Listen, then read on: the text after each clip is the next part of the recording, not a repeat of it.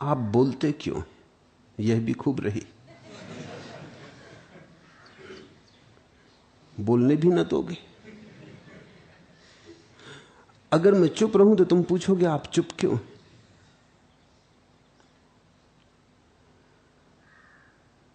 और अगर मैं न बोलूं तो तुम ये प्रश्न किससे पूछते।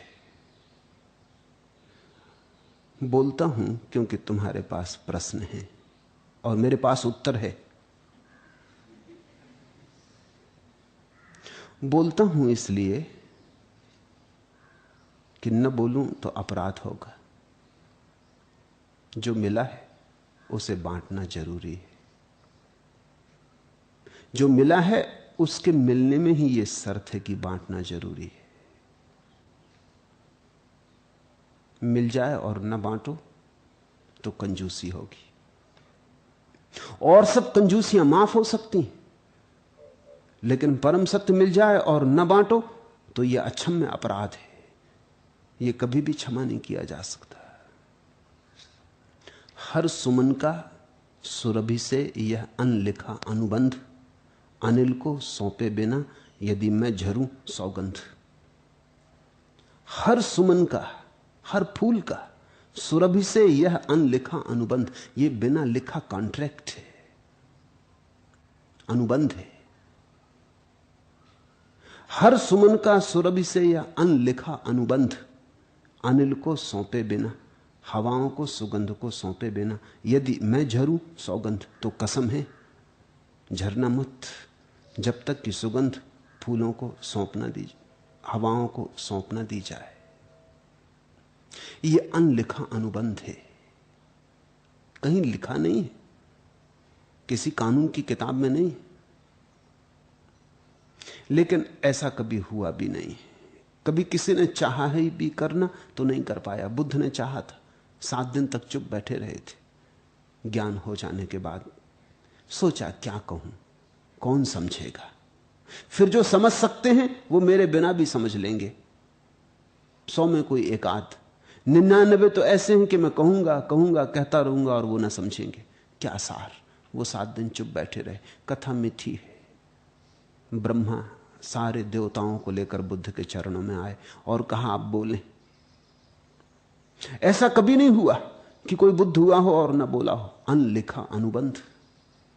सौगंध है आपको, कसम है आपको, बोलें। क्योंकि बहुत लोग हैं जो प्रतीक्षा तुर हैं। बुद्ध ने फिर वही तर्क दोहराया, कहा मैंने भी सोचा था, लेकिन मैं सोचता हूं जो नहीं समझेंगे नहीं समझेंगे, और जो समझने योग्य हैं वो मेरे बिना भी खोज लेंगे। 1-2 दिन की देर होगी और क्या फर्क पड़ेगा, आ ही जाएंगे। बात तो जची थी ब्रह्मा को भी। वो भी सोच विचार में पड़ गया कि बात तो ठीक है, 100 में कोई एक समझेगा, और जो समझने योग्य है वो बुद्ध के बिना भी खोज ही लेगा। थोड़ा टटोलेगा, थोड़ी देर अबेर होगी, मगर पहुंच जाएगा, इसलिए कुछ हर्जा नहीं होता। और जो 99 हैं वो सुन के भी समझने वाले नहीं। अब क्या करें। तो देवताओं ने विचार विमर्श किया होगा और वे फिर एक तर्क लेकर बुद्ध के पास आए। उन्होंने कहा आप ठीक कहते हैं, कुछ ऐसे हैं जो सुन के भी ना समझेंगे, और कुछ ऐसे हैं जो आपको बिना सुने भी समझ लेंगे, मगर इन दोनों के बीच में भी कोई एक आध है। बीच में भी कड़ी है एक, जो आप बोलेंगे तो समझेगा, आप ना बोलेंगे तो ना समझेगा। किनारे पर खड़ा है, कोई धक्का दे देगा तो गिर पड़ेगा सागर में, किसी ने धक्का ना दिया तो खड़ा रह जाएगा। कुछ तो बहुत दूर है सागर से, आप कितनी धक्का दो वो ना गिरेंगे, गिरेंगे भी तो जमीन पे गिरेंगे, उठ के खड़े हो जाएंगे और गाली देंगे कि क्यों धक्का दिया, हम भले चंगे जा रहे थे और तुम्हें धक्का देने की सूझी। और कुछ हैं जो छलांग लगाने को तैयार ही हैं, उनको धक्के की जरूरत भी नहीं, वो छलांग लगा ही रहे हैं, उन्होंने तैयारी कर ही ली है, बस वो 1 2 3 की प्रतीक्षा कर रहे हैं कि कूद जाएंगे। वो आपके बिना भी कूद जाएंगे। लेकिन कुछ हैं जो किनारे पर खड़े, पहुंच गए सागर के किनारे और छलांग का साहस नहीं जुटा पा रहे। जरा सा आपका इशारा, जरा सा आपके द्वारा दिया गया साहस, वे कूद जाएंगे। बुद्ध को यह तर्क स्वीकार कर लेना पड़ा। और मेरे ख्याल में यह कथा बड़ी बहुमूल्य है, क्योंकि यह सभी बुद्ध पुरुषों के सामने ऐसी घटना घटती है। जब मिलता है सत्य तो एक मन होता है चुप रह जाओ। कबीर ने कहा है, हीरा पायो गांठ गठियायो। अब बा को बार बार क्यों खोले? मिल गया हीरा, जल्दी से गांठ गठियाया, अपने रास्ता चले। बार बार खोलने का और बताना और दिखाने का क्या प्रयोजन? वो सभी के मन में उठता होगा, हीरा पायो गांठ गठियायो। अब कौन फिजूल पंचायत में पड़े? और यहां ऐसे लोगों की हीरा भी दिखाओ तो वो कहते हैं कहां है हीरा, दिखाई नहीं पड़ता। हीरा भी दिखाओ तो वो कहते हैं पता नहीं हीरा होगा कि नहीं होगा। उन्होंने कभी हीरे तो देखे नहीं। वो कहते हैं होगा कंकड़ रंगीन पत्थर होगा। और कौन जाने ये आदमी धोखा दे रहा है कि लूटने आया कि क्या मामला है। कि कहेंगे चलो भी बहुत हीरे देख ली, हीरे होते नहीं, सिर्फ सपने। ईश्वर, आत्मा, निर्वाण, मोक्ष होते थोड़ी, बातचीत है। किसी और को उलझाना, हम बहुत समझदार हैं, हमें ना उलझा सकोगे। तो क्या फायदा? कबीर कहते हैं हीरा पायो गांठ गठियायो, अपना रास्ते पे चले। बात खत्म हो गई, अपनी बात खत्म हुई। लेकिन कबीर भी चुप न रह पाए, गांठ को खोल खोल के दिखाना पड़ा। कभी कभी ग्राहक आ जाते, कभी कभी ऐसे लोग आ जाते जिन्हें हीरा दिखाना ही पड़ेगा। न दिखाओगे तो तुम भीतर ही भीतर खुद अपराध भाव से गड़े जाओगे। इसलिए बोलता हूं, जाओ ओ मेरे शब्दों के मुक्ति सैनिकों जाओ, जिन जिन के मन का देश तक है गुलाम, जो एक छत्र सम्राट स्वार्थ के शासन में पिस रहे अभी हैं सुबह शाम। घेरे हैं जिनको रूढ़िग्रस्त चिंतन की ऊंची दीवारें, जो बीते युग के संसारों की सरमाएदारी का शोषण सहते हैं बेरोकथाम। उन सब तक नई रोशनी का पैगाम आज पहुंचाओ, जाकर उनको इस क्रूर दमन की कारा से छुड़वाओ। जाओ ओ मेरे शब्दों के मुक्ति सैनिकों जाओ। बोलता हूं कि तुम मुक्त हो सको, बोलता हूं कि तुम बंधे हो न मालूम कितने प्रश्नों की जंजीरों से। बोलता हूं कि वे जंजीरें टूट सके, किसी उत्तर की तुम्हें झलक भी दिखाई पड़ जाए, तुम्हारी आंख जरा आकाश की तरफ उठ जाए।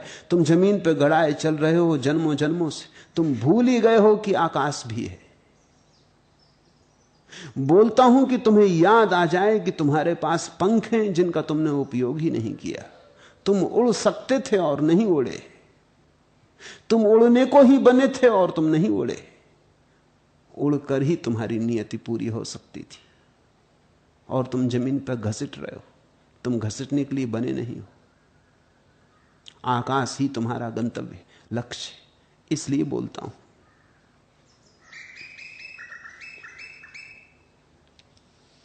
अक्षर से क्षर तक की यात्रा यंत्र, क्षर से अक्षर तक की यात्रा मंत्र, अक्षर से अक्षर तक की यात्रा तंत्र। जो बोल रहा हूं उसमें कुछ यंत्र है, जो बोल रहा हूं उसमें कुछ मंत्र है, और जो बोल रहा हूं उसमें कुछ तंत्र है। उसमें तीनों है। फिर से सुनो, अक्षर से क्षर तक की यात्रा यंत्र। वो जो अक्षर है जो दिखाई भी नहीं पड़ता,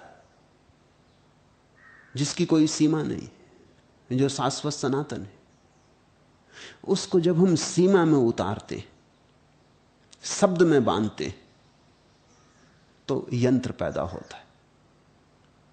विज्ञान वही है। मैं तुमसे जो बोल रहा हूं उसमें कुछ विज्ञान है, उसमें कुछ विधियां हैं। उन विधियों को तुम पकड़ लो। अक्षर से क्षर तक की यात्रा यंत्र, अगर तुम उन विधियों को पकड़ लो, उन सीढ़ियों को पकड़ लो, तो फिर तुम क्षर के सहारे चढ़ के पुनः अक्षर तक पहुंच सकते हो। उसमें कुछ विधियां हैं। क्षर से अक्षर तक की यात्रा मंत्र, और जब क्षर से अक्षर तक जाना होता है तो जिनसे सहारा मिलता है उन्हीं का नाम मंत्र है।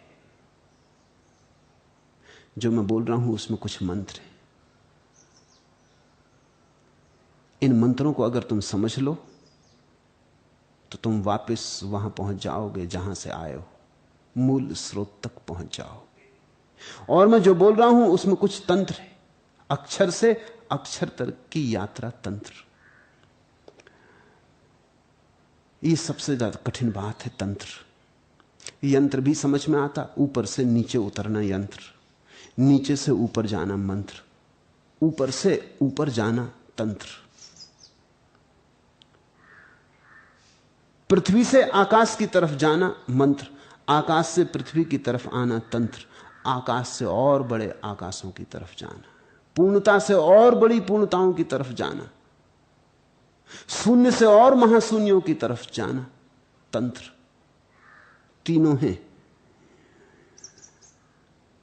किन्हीं के काम के लिए यंत्र है, अभी विधि जरूरी है, उनके लिए विधि दे रहा हूं। किन्हीं के लिए मंत्र जरूरी है, उनके लिए विधि आवश्यक नहीं, प्रार्थना काफी है, भाव काफी। फिर कुछ ऐसे भी हैं जिन्हें न प्रार्थना की जरूरत है न ध्यान की विधियों की जरूरत है। उनके लिए अष्टावक्र के सूत्र दे रहा हूं, यह तंत्र है। अक्षर से अक्षर तक की यात्रा तंत्र। श्रवण मात्रेण, न कोई विधि न कोई मंत्र, मात्र सुन लिया, हो गया। तीनों तरह के लोग यहां हैं, कुछ तांत्रिक, कुछ यांत्रिक, कुछ मांत्रिक, तीनों तरह के लोग यहां हैं। तीनों के लिए बोल रहा हूं। जब भक्ति पर बोलता हूं तो मंत्र पर बोलता हूं, जब पतंजलि और योग पर बोला तो यंत्र पर बोला, अष्टावक्र पर बोल रहा हूं या लाओत्सु पर बोला तो तंत्र पर बोला। बोलना जरूरी है, क्योंकि तुमने अभी सुना नहीं। तुम सुन लो तो मेरा काम पूरा हो जाए। लेकिन जिसने पूछा है वो शायद मेरे बोलने से परेशान होता होगा, उसे कुछ अड़चन होगी। दूसरे भी हैं जिन्हें बोलने में रस आ रहा है, जो सुनने में रस मग्न है, वे कहते हैं और बोलूं। जिसने पूछा उसे कुछ बेचैनी होगी, शायद मेरे शब्द उसकी सुरक्षाओं को तोड़ते होंगे, शायद मेरे शब्द उसके सिद्धांतों को डमाडोल करते होंगे, शायद मेरे शब्दों के कारण उसकी रात की नींद खराब होती होगी, शायद मेरे शब्दों के कारण उसकी जो मान्यताएं हैं वो उखड़ रही होंगी, उसे कुछ अड़चन है। तुम अपनी अड़चन समझो, बजाय ये पूछने की कि मैं क्यों बोलता हूं, तुम ये समझो कि मेरे बोलने से तुम बेचैन क्यों हो, क्योंकि वही तुम्हारी सीमा है, वही तुम्हारी समस्या है। मेरे बोलने का क्या संबंध है? तुम्हें नहीं सुनना है, मत सुनो। मैं तुम्हारे घर आके नहीं बोलता हूं, तुम यहां आके मुझे सुनते हो। तुम मत आओ।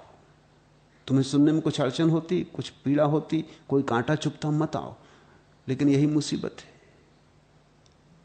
आना भी पड़ता है, सुनना भी पड़ता है। सुनने से मुसीबत भी खड़ी होती, क्योंकि सुनने से क्रांति निर्मित होती। पुराने को छोड़ना पड़ेगा। सुन लिया तो तुम मुश्किल में पड़े। अब तुम बिना सुने भी नहीं रह सकते हो, और आगे सुनने में भी डरते हो, तो तुम मुझसे प्रार्थना कर रहे हो, आप ही कृपा करके बोलना बंद कर दें। नहीं, मैं तुम्हारी ना सुनूंगा जब तुम मेरी नहीं सुन रहे, तो मैं तुम्हारी सुनूं?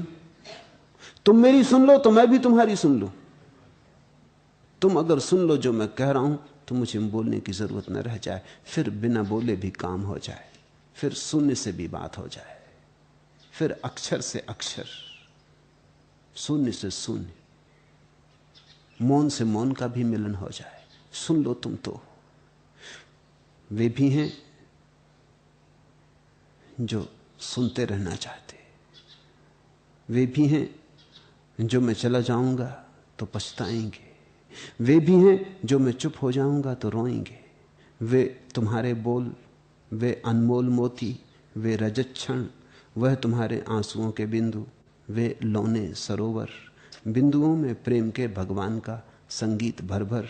बोलते थे तुम, अमर रस घोलते थे तुम, हठीले पर हृदय पट्टार हो गए कभी मेरे, हो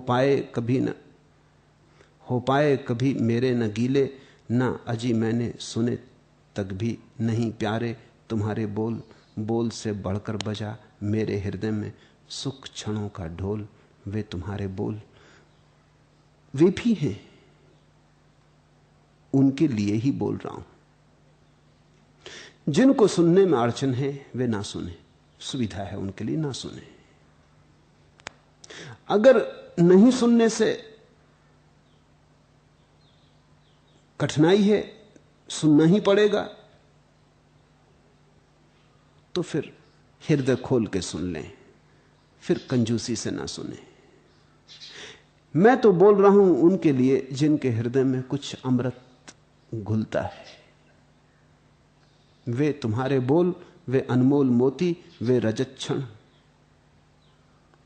बिंदुओं में प्रेम के भगवान का संगीत भर भर। बोलते थे तुम अमर रस घोलते थे, पर हृदय पट तार हो पाए कभी मेरे न गीले। उनके लिए बोलता हूं जिनके हृदय पट के तार अभी भी गीले नहीं हो पाए, लेकिन जो गीले करने को तत्पर है, जो रंगे जाने को तत्पर है, जिनकी तैयारी है। अड़चने हैं अनंत कालों की, जन्मों जन्मों की, बाधाएं हैं संस्कारों की, लेकिन जो तैयार है आज नहीं कल, जो रंगे जाएंगे, बोलता हूं उनके लिए। और उनके हृदय की स्थिति ऐसी है कि जो वे सुन रहे हैं उसे चाहे ना भी सुन पाते हो तो भी उनके हृदय में सुख का एक ढोल बजता है। ना अजी मैंने सुने तक भी नहीं प्यारे, तुम्हारे बोल बोल से बढ़कर बजा मेरे हृदय में सुख क्षणों का ढोल। वे तुम्हारे बोल, और वह ढोल बजने लगे तो चाहे तुमने सुना नहीं सुना कोई अंतर नहीं पड़ता, क्योंकि उसी परम सुख की तरफ यात्रा है। ढोल बजने लगा सुख का तो बात हो गई। ये शब्द शब्द नहीं है, ये तुम्हारे भीतर पड़ी हुई बांसुरी को बजाने का उपाय है। ये शब्द शब्द नहीं है, ये तुम्हारे भीतर पड़ी वीणा को छेड़ने का उपाय है। तुम एक संगीत लेकर आए हो, उसको बिना बजाए मत चले जाना। तुम एक गीत लेकर आए हो, उसे बिना गाए मत चले जाना।